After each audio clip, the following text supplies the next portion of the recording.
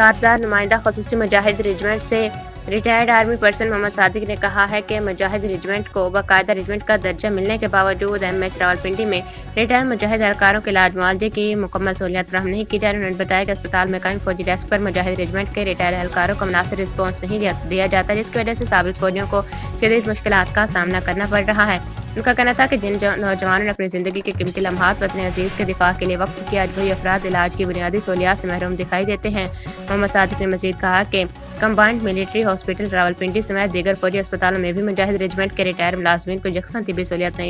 دینی چاہیے تاکہ وہ احساس محرومی کا شکار نہ ہوں۔ انہوں نے فیلڈ مارشل سید اعظم منیر سے مطالبہ کیا کہ تمام سی ایم ایچ او اور ایم ایچ ہسپتالوں میں